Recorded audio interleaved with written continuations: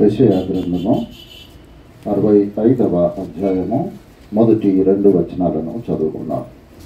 యెషయా గ్రంథము 65వ అధ్యాయము మొదటి 2 వచనాలు. నా యొద్ద విచారణ చేయు వారిని నా దర్శనమునకు రానిచ్చితిని, నన్ను వెదికిన వారిని నేను దొరికితిని. నేనున్నాను, ఇదిగో నేనున్నాను అని నా పేరు పెట్టబడిన జనముతో చెప్పుచున్నాను. తమ ఆలోచనలను అనుసరించి చెడు మార్గమును నడుచుకొనుచు లోబడనల్లని ప్రజల వైపు దినమంతయు నా చేతులు చాపుచున్నాను. ప్రార్థన చేసుకుందాం. సర్వోన్నతుడ, సర్వకృపానిధి అగు ప్రభువా, మీకే స్తోత్రము తండ్రి. మీ పరిశుద్ధ లేఖనములలోని ఆశ్చర్యకరమైన సంగతులను మేము ఎరుగునట్లు మా హృదయ నేత్రములను తెరవమని మా ప్రభు అయిన యేసుక్రీస్తు ద్వారా వేడుకొంచుతున్నాము తండ్రి. ఆమేన్. క్రీస్తునందు ప్రియులారా, దేవుని మహాకృపను బట్టి దేవునికి వందనాలు చెల్లిస్తూ కూడి వచ్చిన మీ అందరికీ ఈ పరిశుద్ధ దిన శుభములు ఆశీర్వాదములు తెలియచేస్తూ ఉంటున్నాను. యెషయా గ్రంథము ముగింపు ఈ చివరి అధ్యాయాల్లో మరి యేసుక్రీస్తు ప్రభుల వారి రాకడను గురించినటువంటి కొన్ని సత్యాలు మనకు కనబడతాయి. ఇక్కడ నా యొద్ద విచారణ చేయని వారికి నా దర్శనములు రానిచ్చితిని, నన్ను వెదకని వారికి దొరికితిని. నేనున్నాను, ఇదిగో నేనున్నాను అని నా పేరు పెట్టబడని జనముతో నేను చెప్పుచున్నాను. ప్రియమైనటువంటి దేవుని బిడ్డలారా, ఈ మాటను మనము జ్ఞాపకము చేసుకుంటున్నప్పుడు దేవుని యొక్క రక్షణ ప్రణాళిక అన్య జనులలో ఏ విధంగా అనగా నూతన నిబంధనలోనికి మానవుని యొక్క జీవితాన్ని నడిపించడానికి మరి ఈ ప్రవచనములు ఉన్నట్లుగా మనము చూస్తాము. ఎందుకొరకనగా నా పేరు పెట్టబడినటువంటి జనము అనగా యూదా ప్రజలు కాకుండా ఉన్నటువంటి అనేకులైనటువంటి ప్రజలు. వారి కొరకు ఇదిగో నేనున్నాను అని వారితో చెప్పడము, ఇది ఒక దేవుని యొక్క ఆలోచన ప్రణాళికలో ఒక భాగము. ఆయన అనగా దేవుని యొక్క సంరక్షణలో ఉన్నటువంటి ఇశ్రాయేలు ప్రజలు దేవుని మార్గమును అనుసరించక వారి ఇష్టానుసారమైనటువంటి జీవితములో వారు ఉన్నారు. అందుకే ఆ 2వ వచనములో అంటాడు, వారు తమ ఆలోచనలను అనుసరించి చెడు మార్గమును నడుచుకొనుచు లోబడనుల్లని ప్రజల వైపు దినమంతయు నా చేతులు చాపుచున్నాను. ప్రియమైన దేవుని బిడ్డలారా, ఈ దినమంతా చేతులు చాపబడము, రెండవదిగా దేవుని పేరు పెట్టబడినటువంటి జనము, పెట్టబడినటువంటి జనము, పేరు పెట్టబడినటువంటి జనము, 2 రకములైనటువంటి మాట. మూడవదిగా ఆయన మన వైపు చేతులు చాపుచున్నాడు. ఎవరి వైపు? రక్షింపబడినటువంటి జనుల వైపు కాదు, రక్షింపబడనటువంటి జనుల వైపు. లేదు అని అనంటే దేవుని యందు నమ్మకము లేక తిరుగుబాటు చేస్తున్నటువంటి జనులు. లేదు అని అనంటే నేను క్రైస్తవుడను అని చెప్పుకొని దేవునికి విరోధమైనటువంటి కార్యములలో ముందుకు కొనసాగుతున్నటువంటి ప్రజల వైపు నా చేతులు దినమెల్లా చాపుచున్నాను అని అంటున్నాడు. ఇది మనము ఆలోచన చెయ్యము ప్రియులారా. ఎందుకొరకనగా మన ప్రార్థన ఏ విధంగా ఉంటుంది అని అంటే, కొండల తట్టు నా కన్నులెత్తుచున్నాను, నాకు సహాయం ఎక్కడ నుండి వచ్చును అని మనము ప్రార్థన చేస్తాము. కానీ ఆలోచించాల్సినటువంటి విషయం ఏమిటో తెలుసా? నీ కన్నులు కానీ నీ చేతులు కానీ నీవు చాపకుండా నీవు ఉంటున్నప్పుడు దేవుడు తన చేతులను నీ వైపు చాపుతూ ఉంటున్నాడు. కానీ చాపబడినటువంటి చేతుల వైపు మన దృష్టి ఉండక లోకము వైపు మన దృష్టి ఉండడము మూలాన దేవుని యొక్క కార్యములను, దేవుని యొక్క ఆలోచనల వైపు, దేవుని యొక్క చిత్తములో మనము నడిపించబడకుండానట్లు అపవాది మన కన్నులకు అంధత్వము కలుగజేసి దేవుని నుండి మనల్ని మరుగుపరిచి మనల్ని దుష్టులుగా దేవుని ఎదుట నిలువబెట్టేటటువంటి పరిస్థితి కనబడుతూ ఉంటుంది ప్రియులారా. దేవుడు తన ప్రజల యొక్క స్వభావమును ఆయన ఎరిగినటువంటి వాడు. మన హృదయం ఆయనకు తెలియదా?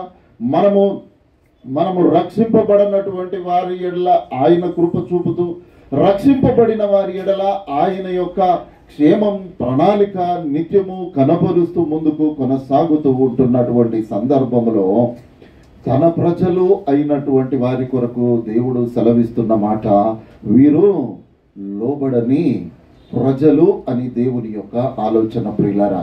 ఇప్పుడు మనము రక్షింపబడిన వారమా రక్షింపబడని వారమా అనేటటువంటి ఆలోచన మనమే చేసుకోవాలి. నేను యేసుక్రీస్తులో నామములో బాప్తిస్మము పొంది నేను రక్షింపబడ్డాను అని మనము అనుకుంటే మనము దేవుని వైపు చేతులెత్తి మనము ప్రార్థన చేయాలి. నీవు ఇంకా క్రీస్తును నమ్మినటువంటి వాడవుగా నీవు ఉంటూ కూడా లోక సంబంధమైనటువంటి క్రియలలో నీవు పాలిభాగస్తుడవై ఉన్నావా? దేవుడు నీ వైపే తన చేతులను చాపుచున్నాడు.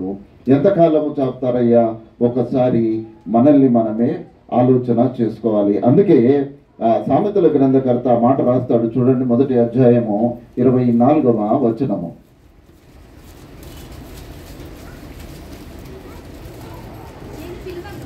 నేను పిలవగా మీరు వినకపోతిరి, నా చేయి చాపగా ఎవరునూ లక్ష్య పెట్టకపోతిరి. చాలమ్మా. నేను పిలవగా మీరు వినకపోతిరి, నా చేయి చాపగా ఎవరును లక్ష్య పెట్టకపోయిరి అని దేవుడు ఈ ఉదయకాలము మనతో మాట్లాడుతూ ఉంటున్నాడు. ప్రియమైన దేవుని బిడ్డలారా, క్రిస్మస్ దినము అని చాలా సంతోషముగా మనము ముందుకు కొనసాగుతాం. ఎందుకొరకనగా సంవత్సరంలో వచ్చేటటువంటిది ఒకటే పండుగ కదా.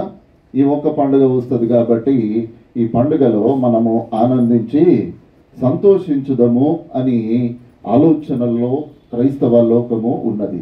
కానీ దేవుని యొక్క రక్షణ ప్రణాళికలో మనము పాలిభాగస్తులమై ఉంటే ఈ ఆనందము మనకు సబబే. కానీ దేవుని యొక్క రక్షణ ప్రణాళికలో మనము లేకపోతే నీవు ఆనందించి సంతోషించడంలో అర్థమేమున్నది? ఒక్కసారి ఆలోచన చేయాలి.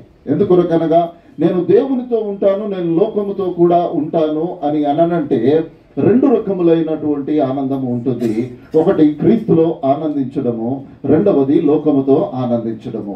నీవు ఏ వైపు అయినా ఒకవైపు ఉండు. నేను క్రీస్తులోనికి వచ్చి క్రీస్తులో మందిరములో ఆనందిస్తాను, మరలా మందిరము నుండి బయటికి వెళ్ళి నేను లోకముతో కూడా నేను ఆనందిస్తాను అని అంటే నీవు ఉమ్మివేయబడేటటువంటి పరిస్థితిలో ఉన్నావు. నీవు చల్లగా లేవు, వెచ్చగా లేవు, నులివెచ్చగా ఉన్నావు. కాబట్టి దేవుని నుండి త్రోసివేయబడేటటువంటి వాడవుగా నీవు ఉంటావు. కాబట్టి దేవుడు తన రక్షణ ప్రణాళికలో మనల్ని పాలిభాగస్తులుగా చేస్తూ ఆయన మనము పిలువకపోయినా ఆయన పలికాడు.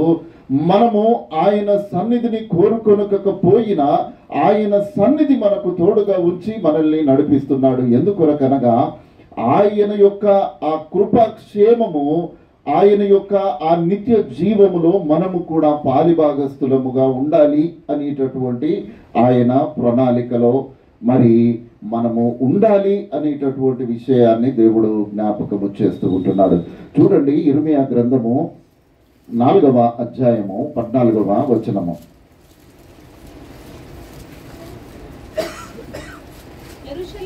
యెరూషలేమా, నీవు రక్షింపబడినట్లు నీ హృదయముల నుండి చెడుతనమును కడిగి వేసుకొనుము. ఎన్నాళ్ల వరకు నీ దుష్టాభిప్రాయములు నీవు కలిగి ఉంటావు? ఎంతవరకు ఉంటావు ప్రియులరా? ప్రతినిత్యం ఉంటామా? లోకానికి కనబడే వారముగా మనం ఉంటున్నామా? క్రైస్తవ రీతిగా మనము జీవిస్తూ లోకములో మనల్ని చూడగానే అబ్బా వీళ్ళు క్రైస్తవులు రా అని అనుకున్నంత మాత్రాన మనము దేవుని సన్నిధిలో చేరేటటువంటి వారముగా ఉన్నామా?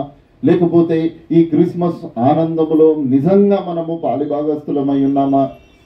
ఎన్నాళ్ళ వరకు ఈ దుష్టాభిప్రాయము మన జీవితములలో ఉంటుంది? అభిప్రాయాలు అందరికీ ఉంటాయి, కానీ దేవుడు అంటున్నాడు, నీవు ఒక దుష్టాభిప్రాయము కలిగి ఉన్నావు. ఏమిటి అనగా, నేను దేవునితో ఉన్నాను, లోకముతో ఉన్నాను, నా ఇష్టం వచ్చినట్టు జీవించడానికి నాకు అధికారము లేదా అనేటటువంటి ఆలోచనలో ఉన్నావు. ఎవరి జీవితానికి వారే హక్కుదారులు ప్రియులారా. ఎవ్వరు దేవుడు బలవంతము చేయడం లేదు. నువ్వు రావాలి, నువ్వు ఖచ్చితంగా వచ్చి ఇక్కడ పూజించమని దేవుడు నిన్నేమి బలవంతం చేయడం లేదు. నీకు దుష్టాభిప్రాయము కలిగి ఉందా? నువ్వు దుష్టునితోనే ఉండు, దానికి దేవునికి ఏమి సంబంధము? కానీ ఒక మాట మనము జ్ఞాపకము చేసుకోవాలి, ఈ నులివెచ్చనటువంటి జీవితాలు మనము కలిగి ఉంటే ఈ లోకములో మనము ఏ విధంగా క్రీస్తు కొరకు సాక్షులముగా ఉంటాము అనేటటువంటిది మరి మనము జ్ఞాపకము చేసుకోవాలి. అందుకే అంటున్నాడు, ఓ యెరూషలేమా, నీవు రక్షింపబడినట్లు నీ హృదయములో నుండి చెడుతనమును కడిగి వేసుకో అని అంటున్నాడు. నీవు రక్షింపబడాలి అని అంటే నీ శరీరము గడగడము కాదు, పరిశుద్ధ దినమున చక్కడగా వేడి నీళ్లు పెట్టుకొని శుభ్రంగా స్నానం చేసి మంచి నూతన వస్త్రాలు వేసుకొని దేవుని సన్నిధిలో కనబడడం కాదు ప్రియులారా. అంతరంగ స్వభావము కడగబడాలి, అంతరంగములో ఉన్నటువంటి మలినమైన ఆలోచనలు కడగబడాలి, అంతరంగములో ఉన్నటువంటి దుష్టాభిప్రాయములు కడగబడాలి. మనము క్రీస్తులో నూతన జన్మము అనుభవించేటటువంటి వారముగా ఉండాలి. ఆయన తండ్రితో కూడా ఉండేటటువంటి భాగ్యాన్ని విడిచిపెట్టుకొని నీ కొరకు నా కొరకు ఎందుకు వచ్చాడయ్యా అని అంటే, నేను పిలువనటువంటి నా జనము వారున్నారయ్యా, వారు రక్షింపబడాలి అని ఆయన క్రీస్తు ఈ లోకములోనికి వచ్చి ఉంటుండగా మనము ఏ విధంగా దేవుని ఎదుట మనల్ని మనము ప్రత్యక్షపరచుకుంటున్నాము ప్రియులారా. ప్రియమైనటువంటి దేవుని బిడ్డలారా, చూడండి ఆ యెషయా గ్రంథం 1వ అధ్యాయం 2వ వచనం ఒకసారి చూడండి. యెహోవా మాటలాడుచున్నాడు, ఆకాశమా ఆలకించుము, భూమి చెవియొగ్గుము, నేను పిల్లలను పెంచి గొప్పవారిగా చేసి తిని వారు నా మీద తిరగబడి ఉన్నారు. చూడండి అమ్మా, వారు ఏం చేస్తున్నారట, నా మీద తిరగబడి ఉన్నారు అని దేవుడు సెలవిస్తూ ఉంటున్నాడు. తిరుగుబాటు ఎక్కడికి వెళ్ళి వస్తుందయ్యా? కుటుంబములలో తల్లిదండ్రులను అడిగితే ఇప్పుడు చెప్తారు. చాలా మంది తల్లిదండ్రులు, అయ్యా మా పిల్లల కొరకు ప్రార్థన చేయండి, మాట వినడం లేదు ప్రియులారా. ఎందుకో తెలుసా? ఈ దుష్టాభిప్రాయము, నాకు లోకములో నాకేమి తక్కువైంది, లోకములో నేను చదువుకున్నాను, లోకములో నేను జీవించగలను, నేను పోషింపబడగలను అనేటటువంటి ఒక ఆలోచన. అందరము కష్టపడితేనే మనము భోజనం చేస్తాం ప్రియులారా, దాంట్లో ఏమి పెద్ద గొప్ప విషయం ఏమీ లేదు. కానీ మనకున్నటువంటి ఒక నిరీక్షణ, ఈ జీవిత కాలమును ఈ లోకములో విడిచిన తర్వాత మనం ఎక్కడ ఉండాము, ఎక్కడ ఉండాలి అనేటటువంటిది ఒక నిరీక్షణ మనకు. ఈ నిరీక్షణ మనము కలిగి ఉంటున్నప్పుడు దేవునితో ఒక ప్రత్యేకమైనటువంటి సంబంధాన్ని మనము కొనసాగించవలసినటువంటి వారముగా మనము ఉంటున్నాము ప్రియులారా. అందుకోసం మన యాకోబు భక్తుడు అంటాడు, ప్రతివాడును తన స్వకీయ దురాశల చేత ఈడవబడి మరులు కొల్పబడిన వాడై శోధింపబడును. పాపము పరిపక్వమై గర్భము ధరించి పాపము ఏం చేస్తుందట, మరణమును కంటుంది అని అంటున్నాడు. ఈ మరణమును కంటే పాపం లేదు ప్రియులారా. ఈ లోకంలో పుట్టినటువంటి ప్రతి మానవుడు లోకాన్ని విడవవలసినటువంటి వాడే. కానీ ఈ రెండవ మరణము అనేటటువంటి దుర్భరమైనటువంటి మరణం ఉంటుంది కదా, ఇది మహాభయంకరమైనటువంటిది. ఎందుకో దేవుడు ఈ లోకమును ఎంతకాలం అయితే ఆయన పరిపాలిస్తాడో అంతకాలము ఈ రెండవ మరణములో మానవుడు పాలిభాగస్తుడు కావలసి ఉంటుంది. కాబట్టి మానవుని యొక్క జన్మమును చూసినప్పుడు దేవుడు కొన్ని 900 సంవత్సరాల ఒక ఆయుష్ను కలగజేసినటువంటి దేవుడు మానవుని యొక్క దుష్ట స్వభావము, మానవుని యొక్క దుష్ట ఆలోచనను బట్టి దానిని తగ్గిస్తూ 120 ఏళ్లకు తీసుకొని వచ్చాడు. ఆ తర్వాత మోషే భక్తుడు వ్రాస్తూ నరుని యొక్క ఆయువు 80 సంవత్సరాలకు తీసుకొని వచ్చాడు. ఇక్కడ మానవుడు ఏం చేస్తున్నాడో తెలుసా? తన దుష్టాభిప్రాయమును బట్టి తన ఆయుష్ను తాడే తగ్గించుకుంటున్నారు. ప్రియమైనటువంటి దేవుని బిడ్డలారా, లోకంలో కోవిడ్ కాలం మనమంతా అనుభవించాం కదా. ఈ మధ్యకాలంలో బరియల్స్ వస్తున్నటువంటి విషయాలు చూస్తూ ఉంటున్నప్పుడు అంతా 40 సంవత్సరాల లోపు వారే. ఏమైందంటే హార్ట్ అటాక్ చనిపోయారు. నిన్న కూడా ఒక 37 సంవత్సరాల యువకుడు హార్ట్ అటాక్తో చనిపోయాడు. ఎక్కడి నుంచి వస్తుందయ్యా ఇది? మానవుని యొక్క జీవితంలో చాలా సార్లు మనము ఆలోచన చేసే విధానము ఎట్లా ఉంటుంది అని అనంటే, ఎవరైనా హఠాత్తు మరణము జరిగితే అబ్బా ఎంత మంచిగా చనిపోయాడయ్యా అని అనుకుంటాము కదా. ఎంత బాగా చనిపోయాడయ్యా, ఎంత మంచి మరణం, ఎవరిని బాధ పెట్టలేదు, మంచంలో పడలేదు, పురుగులో పడలేదు, ఇది పడలేదు, అది పడలేదు, చాలా మంచి మరణము అని అనుకుంటాము. కానీ దానికి ఇంకొక కోణం కూడా ఉంది. ఏంటిదట? దేవుని అనుసరించువాడు హఠాత్తుగా నాశనం అవుతాడు. మరి ఈ కోణాన్ని ఎందుకు ఆలోచించం మనము? ఒకవేళ ఆ హఠాత్తు మరణమును దేవుడు అనుగ్రహించాడేమో. హఠాత్తు మరణము రెండు రకాలుగా ఆలోచించాలి. దేవుడు ఈ లోకములో తన ప్రియులు ఈ లోకములో చెడును చూడకుండానట్టు ఆయన వారిని తీసుకొని వెళ్తాను అని చెప్పాడు. ఎందుకొరకనగా వారు ఈ చెడు లోకములో నీవు నీతిమంతుడవుగా ఉన్నావు, నీవు నీతిమంతుడవుగా ఉన్నప్పుడే నేను ఈ లోకములో తీసుకొని పోతాను అని దేవుడు చెప్పాడు. అదే మాటను మరలా తిరిగి చెబుతూ దుష్టుడు హఠాత్తుగా నాశనం అవుతాడు అని కూడా దేవుడు సెలవిస్తున్నాడు. కాబట్టి మన మరణము ఎదుటి వారికి ఏం సాక్ష్యాన్ని ఇస్తుందో మనకు అవసరం లేదు ప్రియులారా. కానీ మన మరణము దేవుని దృష్టికి ఏం సాక్ష్యం పలుకుతుందోనే మనకు కావాలి.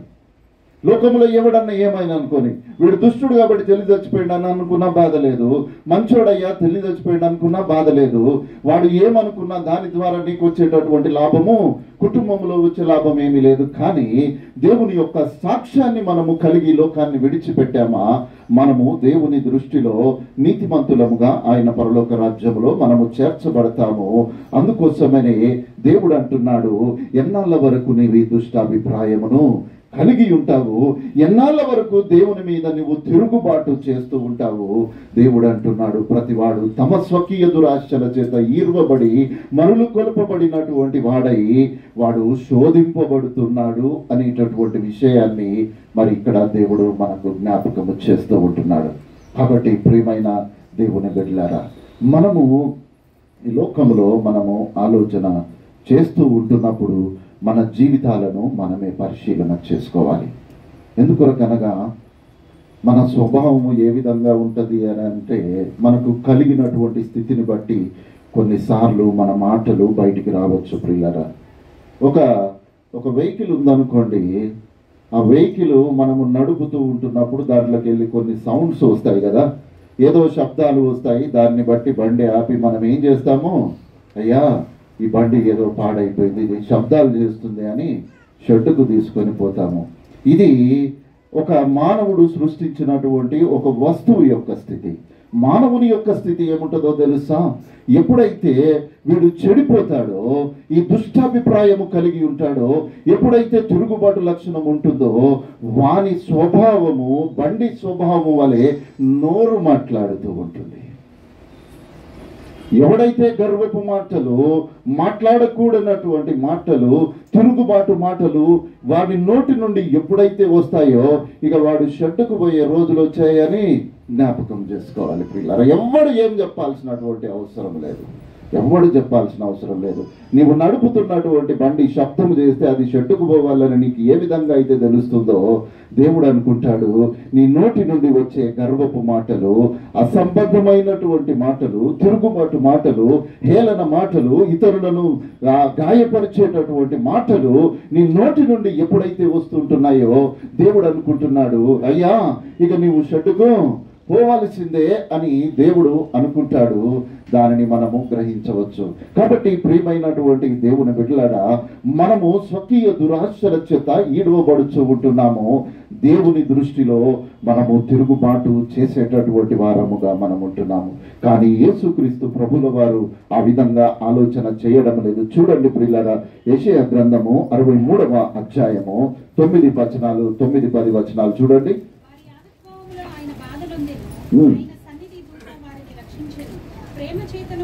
చేతను వారిని విమోచించెను. పూర్వదినములన్నిటిను ఆయన వారిని ఎత్తుకొనుచు మోసుకొనుచు వచ్చెను. అయినను వారు తిరుగుబాటు చేసి ఆయన పరిశుద్ధాత్మను దుఃఖింపచేయగా ఆయన వారికి విరోధి ఆయను.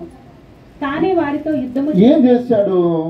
ఆయన ఎత్తుకొనుచు మోసుకొనుచు వచ్చాడు. తన ప్రజలైనటువంటి వారు ఎక్కడ బాధ నొందొద్దు, ఎక్కడా వారు బాధపడద్దు, ఎక్కడా వారికి చలి తగలొద్దు, ఎక్కడా వారు ఆ ఎండకు వారు కష్టపడకూడదు అని దేవుడు ఆశపడ్డాడు. వారు కోరుకొనినటువంటి ప్రతిదీ దేవుడు వారికి దయచేశాడు. కానీ ఏం చేశారయ్యా? వారు తిరుగుబాటు చేసి ఆయన పరిశుద్ధాత్మను దుఃఖింపజేయగా దేవుడు వారికి విరోధి ఆయన. ప్రియమైన దేవుని బిడ్డలారా, మనకు మానవునికి విరోధి అయితే ఏమి బాధ లేదు, కానీ ఏదో కొంత సమయము తర్వాత అది వీడిపోతుంది. కానీ మానవునికి దేవుడు విరోధి అయితే ఆ జీవితము వ్యర్థమైపోతుంది అనేటటువంటి విషయాన్ని మరి దేవుడు మనకు జ్ఞాపకం చేస్తూ ఉంటున్నాడు. దేవుడు తన ప్రజలను ఏ విధంగా అయితే ఇశ్రాయేలు ప్రజలను నడిపించాడో, ఈ సమయంలో కూడా మనల్ని కూడా ఆయన నడిపిస్తూనే ఉన్నాడు. మనము ఆయన చేత నడిపించబడేటటువంటి వారముగానే మనము ఉన్నాము. కానీ ఈ తిరుగుబాటు లక్షణము ఏదైతే మానవుని జీవితములలో ఉందో దాని వలన మనము దేవునికి విరోధులముగా మారుతూ, దేవుడు మన పక్షమున యుద్ధము చేయవలసినది పోయి మన మీద యుద్ధము చేయడానికి దేవుడు తన చేతినెత్తుతున్నాడు. కాబట్టి ఒకసారి మనము ఆలోచన చేయవలసినటువంటి వారముగా మనము ఉంటున్నాము ప్రియులారా. ఎందుకో తెలుసా, దేవుని యొక్క ఉగ్రతను ఒక తల్లి ఒక కుమారునికి కుమార్తెకు అందించదు, కానీ ఎవని ఉగ్రత వానికే సమకూర్చుకుంటాడు. ఎవని జీవితములలో కలిగేటటువంటి శోధన వాడే సమకూర్చుకుంటాడు. వాడే దాని ఫలితమును అనుభవించాల్సినటువంటి వాడుగా కూడా ఉంటున్నాడు. క్రిస్మస్ సందేశంలో మనము క్రిస్మస్ దినముల కొరకు మనము సిద్ధపడుతూ ఉంటున్నాము. మన పిల్లలకి చక్కని వస్త్రములు కావాలని ఆశపడుతూ ఉంటున్నాము. మన గృహములు చక్కగా తీర్చిదిద్దబడాలి అని ఆశపడుతూ ఉంటున్నాము. ఇంట్లో ఉన్నటువంటి చెత్తనంతా శుభ్రం చేస్తూ ఉంటున్నాము. ఇంట్లో ఉన్నటువంటి డస్ట్ అంతా తుడిచి వేస్తూ ఉంటున్నాము. గిన్నెల మీద వాటి మీద అంటుకున్నటువంటి ప్రతి మలినమైనటువంటి దానిని మనము శుభ్రం చేసి, నా ప్రజలు నా గృహములోనికి వచ్చినప్పుడు ఆహా నా గృహం ఏ విధంగా ఉందయ్యా అని ఎదుటివాడు ఒక మంచి ఆలోచన కలిగి ఉండాలి అని ఆశపడుతూ మన గృహాలను తీర్చిదిద్దుతూ ఉంటున్నాము. కానీ ఈ హృదయము మలినము కలిగినటువంటిదిగానే ఉన్నది. నీ గృహము ఎంత శుభ్రంగా ఉన్నా ఈ మందిరము అనేటటువంటి ఈ శరీరము శుభ్రంగా లేకపోతే, హృదయాంతరంగము శుభ్రముగా లేకపోతే, నీ ఇంటిలోనికి క్యారల్స్ వాళ్ళు వచ్చి పాట పాడిపోయి సంతోషిస్తారు, కానీ నీ జీవితములలోనికి క్రీస్తు రానేవాడు. ఇక ఏం లాభం అయ్యా నువ్వు క్రిస్మస్ చేసుకొని? ఏం లాభము చెప్పండి? క్రిస్మస్ ఆనందములో నీవు ఏ విధంగా పాలిభాగస్తుడవుగా నీవు ఉంటున్నావు? ఇల్లు శుభ్రం చేసుకొని, ఒక క్రిస్మస్ ట్రీ పెట్టుకొని, లైట్లు వేసుకొని, మా క్యారల్స్కి వచ్చినటువంటి వారికి చక్కని విందును నీవు సిద్ధపరిచినంత మాత్రాన నీవు నిజమైన క్రైస్తవుడవా? ఆలోచన చేయాలి ప్రియులారా. ఎందుకొరకనగా ఆయన జననములో ఉన్నటువంటి సిద్ధాంతమును మనము జ్ఞాపకము చేసుకోవాలి. ఎందుకొరకు వచ్చాడయ్యా? ఒట్టిగానే పనికి మాలి పని పాట లేకుండా ఈ లోకంలోనికి యేసుక్రీస్తు ప్రభువు వచ్చాడా? ఆయన రావడానికి గల కారణం ఏంటిది? మన పాపమే కదా, మనము చేసినటువంటి దోషమే కదా, మన కాటిన హృదయమే కదా, మన తిరుగుబాటు జీవితమే కదా. దీనిని బట్టే కదా ఆయన ఈ లోకములోనికి, మన జీవితంలోనికి ఆయన వచ్చాడు. నీవు గృహము శుభ్రం చేసుకునడం తప్పేమీ లేదు, కానీ నీ అంతరంగ స్వభావమును నీవు శుభ్రపరచుకునకుండా నీవు గృహమును ఎంత తీర్చిదిద్దినా దాని వలన కలిగేటటువంటి ప్రయోజనం ఏంటిదయ్యా?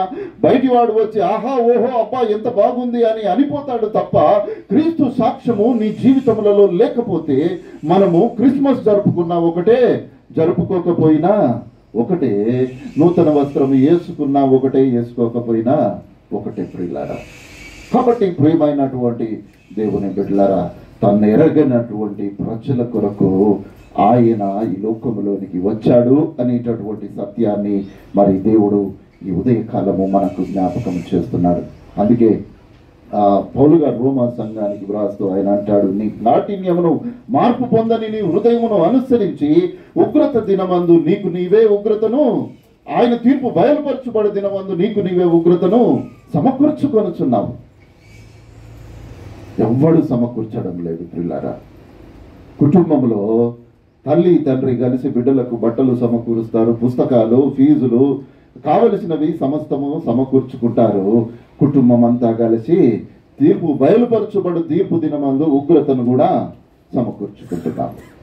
కాబట్టి మన జీవితములలో ఏది ఉండాలి ఏది ఉండకూడదు అనేటటువంటి నిర్ణయము దేవుడు మనకే ఇచ్చి ఉంటుండగా ఈ ఉదయ కాలమున దేవుడు దేవునికి విరోధమైనటువంటి దానిని నా జీవితములలో నేను తొలగించుకుంటాను అనేటటువంటి ఆలోచన మనము కలిగి ఉండాలి ప్రియులారా. ఎందుకో తెలుసా, దేవుడు ఇటువంటి వారి విషయంలో అనగా కాఠిన్యము కలిగి మార్పు పొందినటువంటి హృదయమున వారి విషయములలో వీరు నా ప్రజలు కారు అని పేరు పెట్టెను అని వ్రాయబడి ఉంది కదా. ఇంతకుముందు చదిగా ఎవరైతే వీరు నా జనులు కారు అని అన్నారో వారు నా జనులు అని నేను పేరు పెట్టెదను అని అంటున్నాడు. ఎవరైతే నా జనులు అని అనుకున్నానో వారు నా జనులు కారు అని నేను పేరు పెడతాను అని దేవుడు అంటున్నాడు. చూడండి, హోషేయ గ్రంథము 1వ అధ్యాయము 9వ వచనము.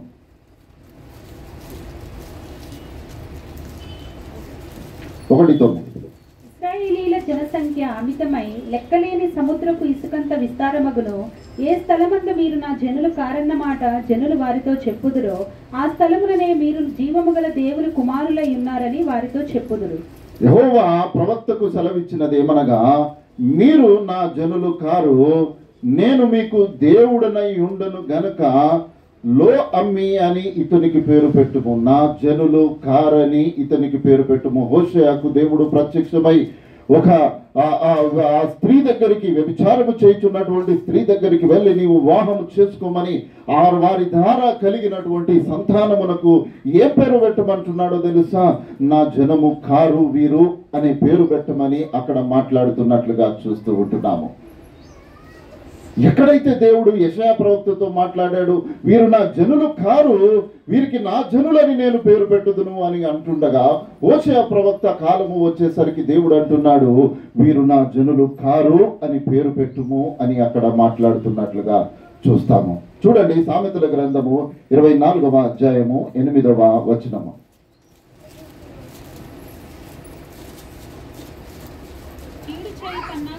కీడు చేయు పన్నాగములు పన్నువానికి తంటాలమారి అని పేరు పెట్టబడును. ఎవనికయ్యా?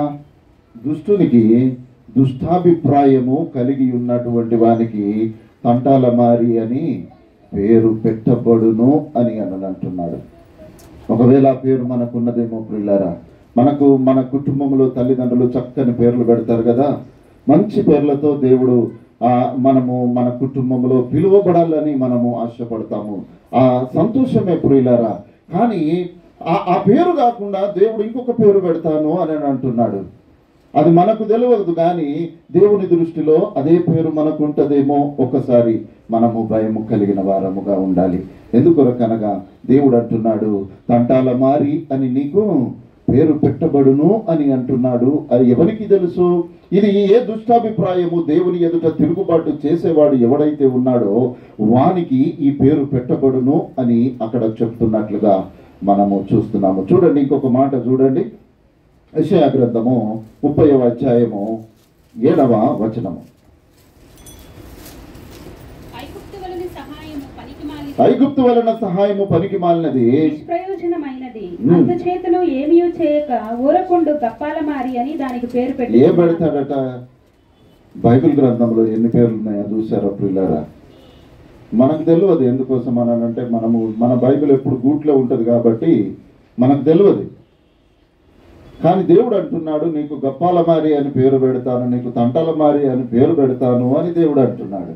ఎంతమంది ఉన్నాము ఇక్కడ? ఎంతమంది ఇటువంటి పేర్లు కలిగిన వారముగా ఉన్నాము?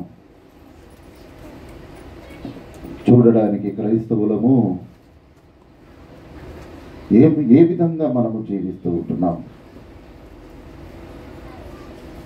మన స్వరము దేవుని సన్నిధిలో ఏ విధంగా మా దేవునికి వినబడుతూ ఉంటుంది?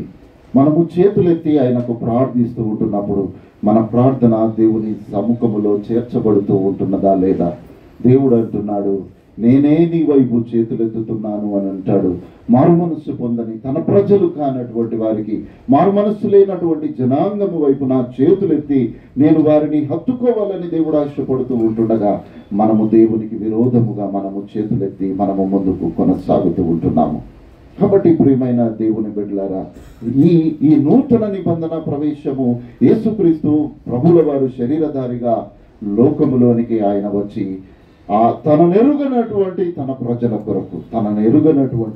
కొరకు తన చేతులు చాపి మరి ఆయన వారిని హత్తుకొని తన ప్రజలుగా చేసుకోవాలని దేవుడు ఆశపడుతూ ఉంటున్నప్పటికీ మనమైతే ఆయన ప్రజలమే.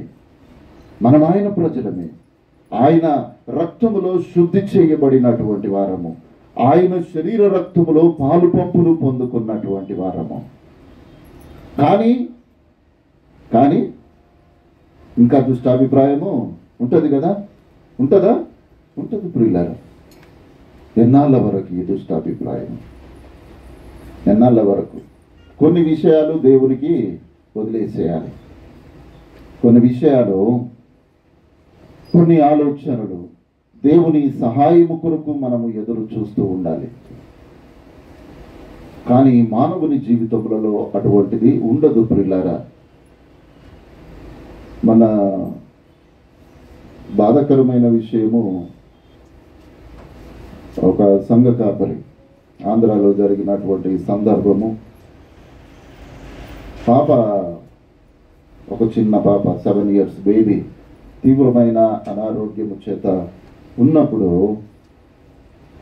ఆయన పాపను 40 రోజులు మందిరంలో పెట్టి ప్రార్థన చేద్దామని సంఘమును ఏర్పరిచి రోజు 2-3 కూడి ప్రార్థన చేస్తున్నారట. పాప చనిపోయింది. పెద్ద ఇష్యూ అయింది ఇది. అనేకులకు, అన్యజనులకు వేలెత్తి చూపేటటువంటి కార్యము జరిగింది. దేవుడు హిజ్కియాను బాగా చేయడానికి, నువ్వు బాగా అయిపోయావయ్యా అంటే బాగుపడేటటువంటి వాడు కదా. యెషయాకి ఏం చెప్పాడు? అయ్యా, నువ్వు వెళ్ళి అంజూరపు ఆకులను నూరి ఆ పుండు మీద కట్టు, నీకు తక్కువ అయిపోతుంది అని చెప్పాడు కదా. ప్రార్థన ఇక్కడ ఉండాలయ్యా. నీకు అనారోగ్యము కలిగినప్పుడు నీవు హాస్పిటల్లో ఉండాలి, ప్రార్థించేవారు మందిరంలో ఉండాలి. ఇది దేవుడు సెలవిస్తున్నటువంటి మాట. మనం మానవుని యొక్క ఆలోచన విధానం, అంటే దేవునికి విరోధమైనటువంటి ఆలోచన విధానం. ఇంకొక మాట ఏం చెప్తారు అని అంటే, ఏదైనా చెడు జరిగిందనుకో, మీకు విశ్వాసం లేదు కాబట్టి అది జరిగిందయ్యా అని అంటారు. అది కాదు ప్రియులారా. మానవుని యొక్క జీవితములలో దేవుడు శ్రేష్ఠ ఫలములను మనకు ఇయ్యడానికి ఆయన ఆశపడుతూ ఉంటుండగా, మనము ఈ దుష్ట స్వభావము కలిగినటువంటి ప్రయత్నములలో ముందుకు కొనసాగుతూ ఉంటున్నాము. కాబట్టి మనము ఈ క్రిస్మస్ ఆనందములో మనము దేవునితో కూడా సంతోషించేటటువంటి పరిస్థితుల గుండా మనము ప్రయాణము చేయడం లేదు ప్రియులారా. కానీ దేవుడు అంటున్నాడు, మీరు నా జనులు కారని మీరు ఎక్కడ చెప్పబడుతూ ఉంటున్నారో, మీరే నా జనులని నేను మీకు పేరు పెడతాను అని అంటున్నాడు. చూడండి, హోషేయ గ్రంథము 1వ అధ్యాయము 10వ వచనము.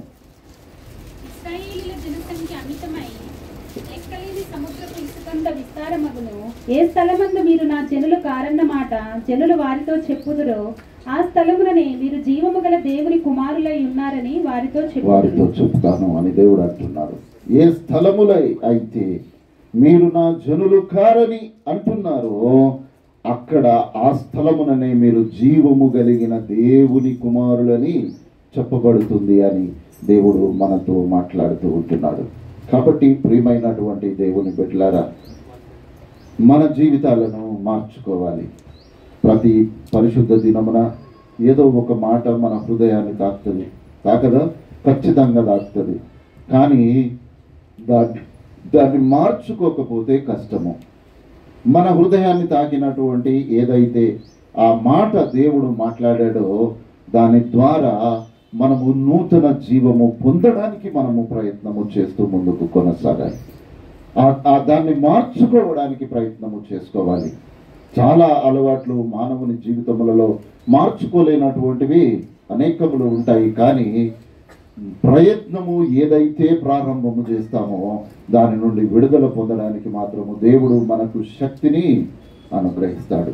ఎందుకొరకనగా దేవుడు మనకు పిరికితనము గల ఆత్మను ఇయ్యలేదు, ఆయన ఇంద్రియ నిగ్రహము గల శక్తినే మనకిచ్చాడు కదా. కాబట్టి మనము శక్తిమంతులము.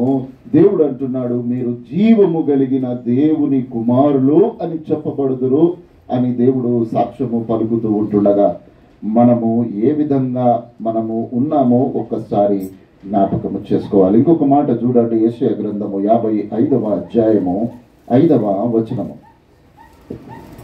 నీవెరగని జనులను నీవు పిలిచెదవు.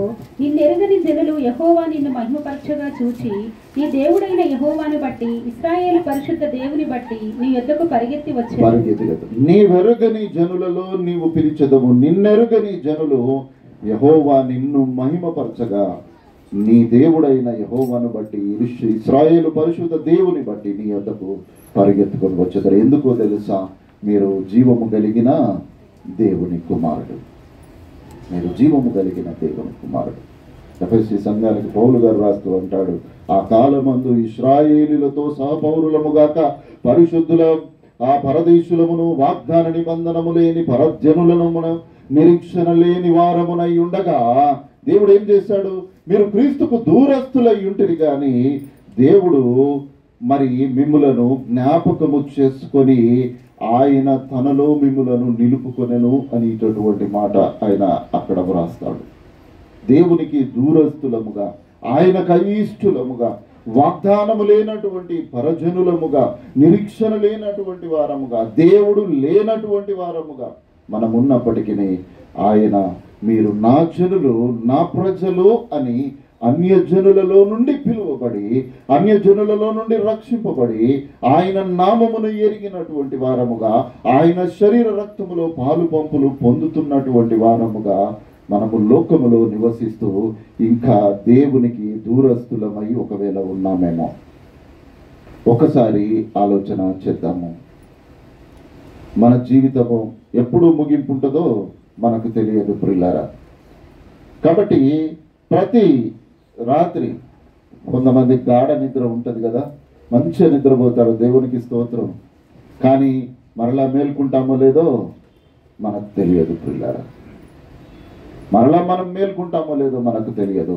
ఇటువంటి ఒక సాధారణ జీవితము గడుపుతున్నటువంటి మనము దేవుని ఎదుట నమ్మకమైనటువంటి వారముగా ఉందాము.